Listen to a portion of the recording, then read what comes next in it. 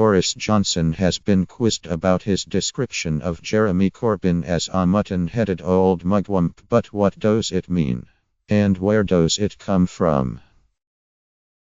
It's an insult that perhaps only Boris Johnson would use.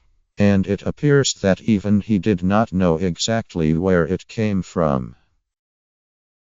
The Foreign Secretary said he had borrowed it from author Roald Dahl's children's classic Charlie and the Chocolate Factory.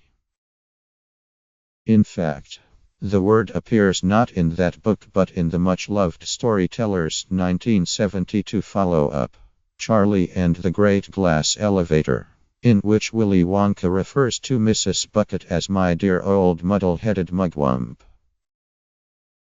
But Dahl himself was borrowing from earlier sources when he used the term, which has made a surprising number of appearances in popular culture with a series of entirely different meanings. Explaining where he had found it, Mr. Johnson told it of 1's Good Morning Britain. It's a long time since I read it, but I think it's in Charlie and the Chocolate Factory.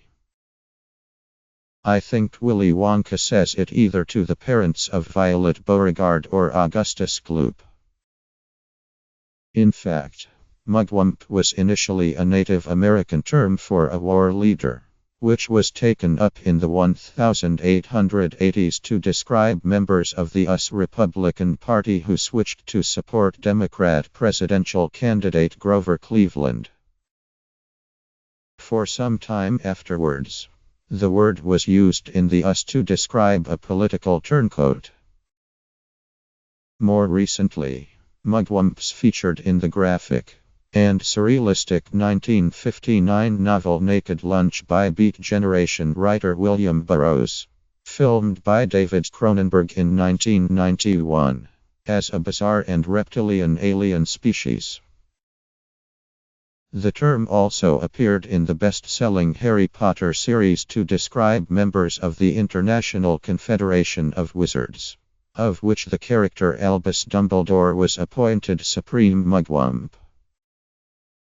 Mugwumps even entered the pop charts in 1994 when they were mentioned in the chorus of Bomb the Bass hit Bug Powder Dust, a homage to the Burroughs book. Corbyn response. Jeremy Corbyn vowed not to stoop to using personal attacks. He told the Mirror, "It's 8 days in and the Tories are reduced to being personal and name-calling. I've never done that and I'm not going to start now." Comedian David Baddiel weighs in. A tweet by David Baddiel has been labeled the greatest own ever, after he compared Boris Johnson's language to fictional schoolboy Billy Bunter. The comedian hit out at the Foreign Secretary after his description of Labour leader Jeremy Corbyn as a mutton-headed old mugwump. 52. Posted on Twitter. Nothing makes me want to vote for Corbyn more than Boris Johnson using and thinking it's adorable his stupid Billy Bunter language.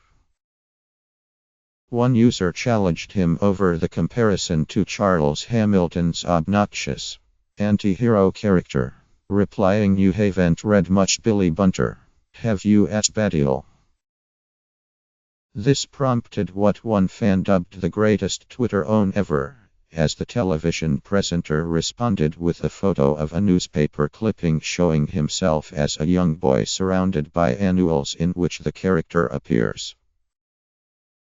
Baddiel later clarified, he does not want to vote for Mr. Corbyn, but Boris saying "see" stuff like just makes me want to.